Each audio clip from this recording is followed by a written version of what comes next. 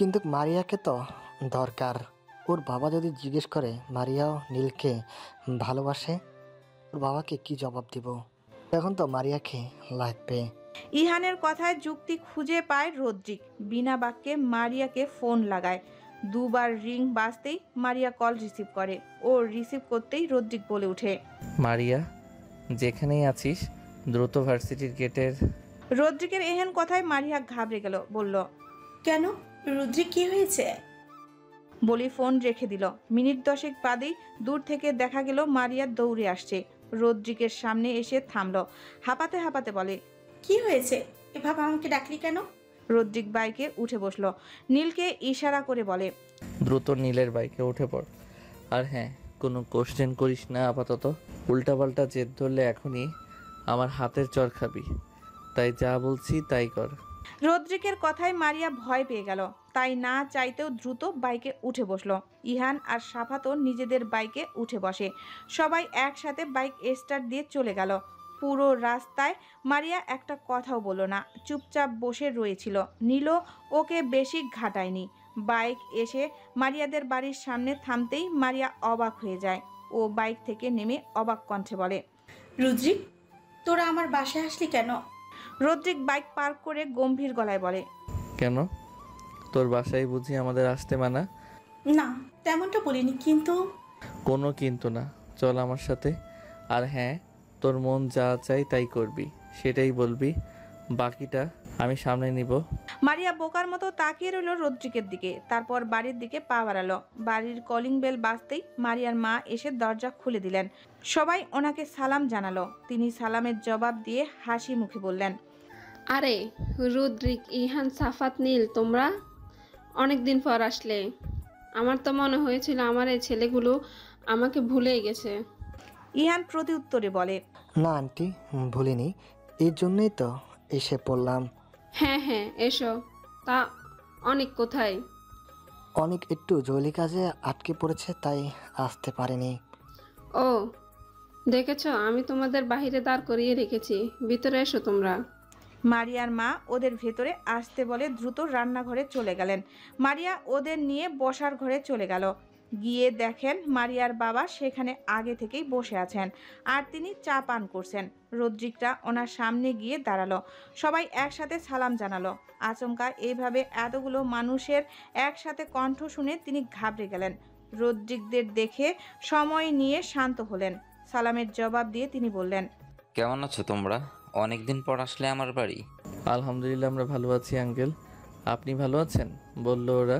আলহামদুলিল্লাহ, আমি ভালো আছি। এখন তো আরও দ্বিগুণ ভালো আছি। রদ্রিক প্রশ্ন করল, কেন আঙ্কেল? ও, দেখেছ, তোমরা তো জানো না, মারিয়ার বিয়ে ঠিক করেছি আমি। এই তো আর 2-1 দিনের ভিতরে তোমাদের বাড়ি যাব দাওয়াত দিয়ে আসার জন্য। কাদক রাখিয়ে রাখবো। ওর স্টাডি শেষ হলে তবেই তুলে দিব। রদ্রিক মারিয়ার দিকে তাকিয়ে বলে, কিরে মারিয়া, আমাদের দেখে এই বিষয়ে কিছু জানালি না? মারিয়া নীলের দিকে আর চোখে তাকালো। পরক্ষণে তাচ্ছিল্য হেসে বলে, যাকে জানানোর তাকে তো জানিয়েছিলাম, কিন্তু তার ভেতরে তো কোনো হেলদোল নেই, তাই আর তোদের জানাইনি। নীল মারিয়ার কথায় ওর দিকে করুণ চোখে তাকালো। এদিকে রদ্রিক মারিয়ার বাবাকে প্রশ্ন করে, তা আঙ্কেল, আপনি তো খুশি এই বিয়েতে বুঝলাম, কিন্তু যার বিয়ে সে খুশি তো? মারিয়ার বাবা হেসে বলেন, অবশ্যই আমার মেয়ে খুশি। কেন খুশি হবে না? আমি ওর বাবা, আর বাবা মা সন্তানের জন্য সেরাটাই দেয়। রদ্রিক শীতল কণ্ঠে বলে, কখনো কখনো দামি বা সেরা কোনো কিছুতে আমরা এতটা খুশি হই না যতটা আমাদের মনের মতো পছন্দের জিনিস পেয়ে হই। হোক না তা কম দামি, তবু তাদের মূল্য আমাদের আকাশ সম থাকে, কারণ তা আমাদের পছন্দের, খুব চাওয়ার কিছু। মারিয়ার বাবা ভ্রু কুঁচকে তাকালেন, বললেন, তুমি কি বলতে চাইছো রুদ্রিক? সাফ সাফ বলো। রদ্রিক শটান হয়ে দাঁড়ালো। পকেটে হাত গুজে নির্লিপ্ত কণ্ঠে ডেকে উঠে। নীল। রদ্রিকের ডাক শুনে নীল ওর দিকে তাকালো। তারপর মারিয়ার দিকে এক পলক তাকিয়ে সোজা হেঁটে গিয়ে দাঁড়ালো মারিয়ার বাবার কাছে। বুক ভরে শ্বাস টেনে নিয়ে বলে ফেলে, আঙ্কেল, আমি মারিয়াকে ভালোবাসি, আর মারিয়া আমাকে ভালোবাসি। আমি মারিয়াকে বিয়ে করতে চাই। নীলের মুখে এমন কথা শুনে মারিয়ার হেসকে উঠে গেল। সাফাত মুস্কি হেসে এক গ্লাস পানি এগিয়ে দিল মারিয়ার দিকে। মারিয়া দ্রুত গটগট করে খেয়ে নিল। এদিকে নীলের মুখে এমন সোজাসাপটা ভালোবাসার কথা শুনে মারিয়ার বাবা বসা থেকে উঠে দাঁড়িয়ে গেলেন। অবিশ্বাস্য স্বরে চেঁচিয়ে উঠলেন। কি কি বলছো তুমি এসব? ইহান এগিয়ে এসে বলে, হ্যাঁ আঙ্কেল, নীল ঠিক বলছে। নীল আর মারিয়া দুজন দুজনকে ভালোবাসে, তাই আপনি এই বিয়েটা ভেঙে দিন, কারণ এই বিয়েতে মারিয়া কখনো সুখী হবে না।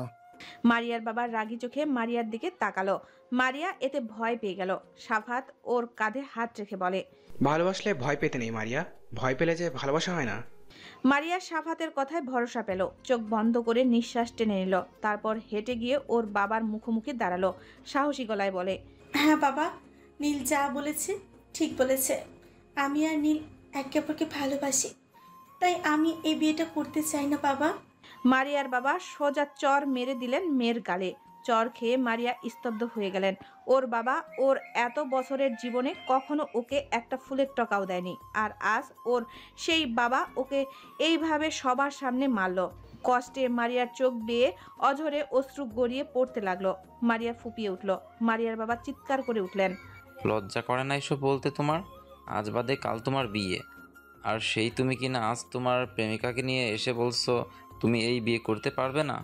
মারিয়া বাবার কথায় দু হাতে চোখ মুছে নিল, দৃঢ় গলায় বলে, হ্যাঁ পারবো না, কারণ আমি নীলকে ভালোবাসি। মারিয়ার বাবা আবার মারিয়ার দিকে তেড়ে আসতে গেলে নীল এসে ওনার সামনে দাঁড়ায়। মারিয়ার বাবা নীলের দিকে রাগী চোখে তাকালে নীল এতে দমল না বিন্দু মাত্র। আঙ্কেল, ওকে মারবেন না প্লিজ, আমরা একে অপরকে ভালোবাসি, এতে দোষের কি আছে আঙ্কেল? মারিয়ার বাবা রাগী গলায় বলে, এখানে দোষের কিছু না, আর আমি মারিয়া তোমাকে ভালোবাসে, এই কারণে আমি ওকে চড় মেরেছি। ওনার কথায় সবাই অবাক হয়ে গেলেন। রদ্রিক ভ্রু কুঁচকে বলে, মানে আঙ্কেল বুঝলাম না।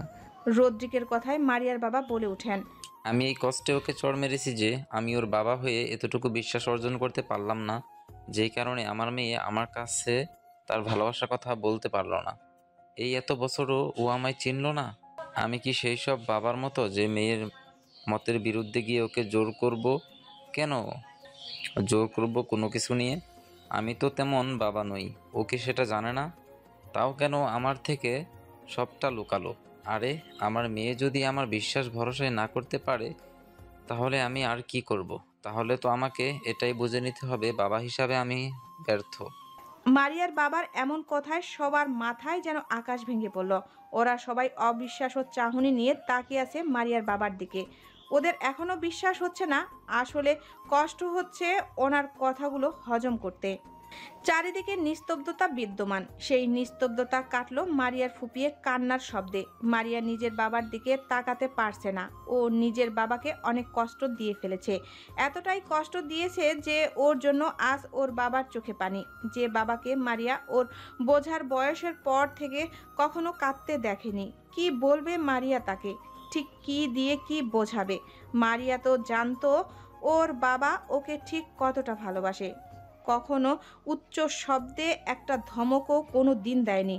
ওর মা ওকে যেদিন বোকা দিত তা জানতে পারলে ওর বাবা ওর মাকে ধমকে ধমকে রাখতো না। ঠিক এই কারণেই কি সে কেন তার মেয়েকে বোকা দিল? আর মারিয়া কি না তাকে তার মনের কথাগুলো বলতে পারেনি। একবার বাবাকে বিশ্বাস করে মুখ ফুটে মনের কথা বলতে পারেনি।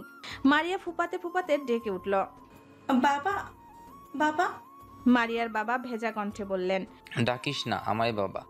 আমার মনে হচ্ছে এই বাবা ডাকের যোগ্য বোধহয় আমি হতে পারিনি, না হলে নিজের মেয়ের মনের কথা কেন আমায় অন্য একজনে থেকে শুনতে হবে? মারিয়া ডুকরে কেঁদে উঠে বলে, না বাবা, এভাবে বলো না। তুমি এভাবে বলে আমি বেঁচে থাকতেই মরে যাব বাবা। তুমি আমার বাবা, আমার জীবনের সব থেকে বেশি আপন মানুষটা তো তুমি। সেই তুমি আমার এভাবে বললে আমি কিভাবে ঠিক থাকবো বাবা? আমি তো তোমার মেয়ে বাবা, আমাকে ক্ষমা করে দাও বাবা। আমি বুঝতে পারিনি তুমি এতটা কষ্ট পাবে। আমি ভয় পেতাম তোমার নীলের কথা বলে তুমি কষ্ট পাবে এটা ভেবে। আর তুমি তো জানো তোমার মেয়ে আর সব মানতে পারে, কিন্তু তার বাবাকে কখনো কষ্ট দিতে পারে না। কিন্তু দেখো, শত চেষ্টা করেও হয়তো মনের অজান্তেও কিন্তু তোমায় কষ্ট দিয়ে ফেললাম। আম সরি বাবা। মারিয়া দু হাতে মুখ ঢেকে ফেলল। তার ভীষণ কষ্ট হচ্ছে। মারিয়ার বাবা আর নিজেকে ধরে রাখতে পারলেন না। মেয়েটা তার বড় আদরের, আর সেই আদরের মেয়েকে এইভাবে তিনি মারলেন। ওনার ভেতরটা হু করে উঠল। তিনি দ্রুত গিয়ে মেয়েকে বুকে জড়িয়ে নিলেন। মারিয়া বাবার সান্নিধ্য পেয়ে যেন নিজেকে আরো গুটিয়ে নিল ওর বাবার বুকে। কাঁদতে কাঁদতে বলছে, আম সরি বাবা, I'm sorry, really very very sorry. হুশ কাঁদে না আর। তুই তো আমার কলিজা, আমার সোনা মা। বাবাকে ক্ষমা করে দিস। বাবা তোকে এইভাবে জোর করে ফেলেছি। হুম, বাবা ক্ষমা কেন চাইছো? আমি তোমার সন্তান, আর বাবা মা তাদের সন্তানকে শাসন করতেই পারে। বাবা মেয়ে নিজেদের মান অভিমান মেটাতে ব্যস্ত, আর তাদের দেখে সবাই মুগ্ধ। সত্যি বাবা মেয়ের মতো মধুর সম্পর্ক আর হয় না। এভাবে কিছুক্ষণ সময় কাটলো। মারিয়ার কান্না থেমে আসতেই মারিয়া সরে আসলো বাবার বুক থেকে। মারিয়ার বাবা মেয়েকে নিজের সাথে আগলে নিয়ে এগিয়ে যায় নীলের দিকে। নীল ওনাকে দেখে কাচুমাচু হয়ে দাঁড়ালো। মারিয়ার বাবা গম্ভীর মুখে হঠাৎ হেসে উঠলেন। নীলের মাথায় আদুরে হাত বুলিয়ে দিলেন। নীল অবাক হয়ে তাকালো ওনার দিকে। তিনি হেসে শুধালো, আগামী শুক্রবার তোমার ফ্যামিলির সবাইকে নিয়ে এসো। আর বাদ বাকি যা বলার সামনেই না হয় বলবো। নীল ফ্যালফ্যাল চোখে তাকিয়ে বোকার মতো প্রশ্ন করলো। তার মানে কি আঙ্কেল, আপনি আমার শ্বশুর আব্বা হতে রাজি? নীলের এহেন কাণ্ডে সবাই উচ্চস্বরে হেসে উঠল। নীল থতমত খেয়ে গেল। সে একটু আগে কি বলছে তা বুঝতে পেরে লজ্জা পেল। ইহান নীলের পিঠে চাপড় মেরে হেসে বলে, হ্যাঁ রে রাম ছাগল, সে রাজি। এবার তোর শ্বশুর আব্বাকে সালাম কর জলদি। ও হ্যাঁ, করছি। নীল উবুর হয়ে ওনাকে সালাম করতে নিলে তিনি নীলকে ধরে থামালেন। তারপর নীলকে বুকে জড়িয়ে নিলেন। নীলও মুস্কি হেসে ওনাকে জড়িয়ে ধরলেন। তারপর সরে আসলেন দুজনে।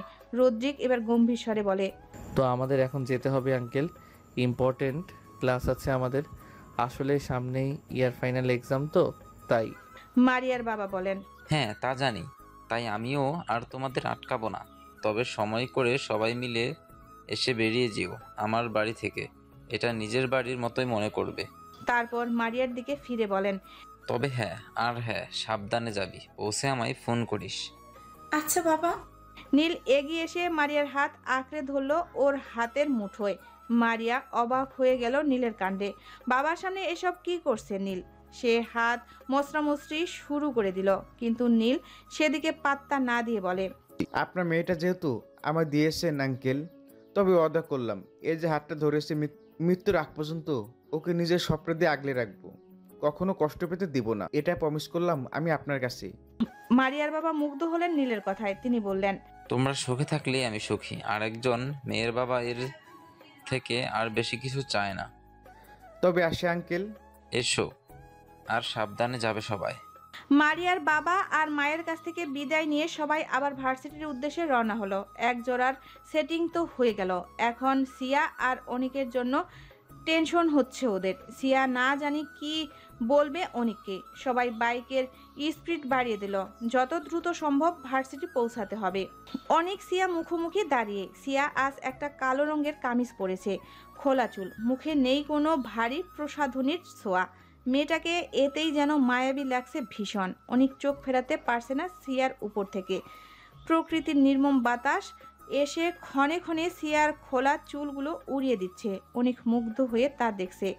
আগেকার সময় হলে অনিকের এই মুগ্ধ দৃষ্টি দেখে লজ্জায় লাল হয়ে যেত সিয়া। তবে আজ তার ছিটে ফোটাও ওর মধ্যে নেই। অনিকের জন্য যেই ভালোবাসা ওর মনে ছিল তা অনিকের কাছ থেকে শত অপমান লাঞ্ছনা পেতে পেতে চাপা পড়ে গিয়েছে।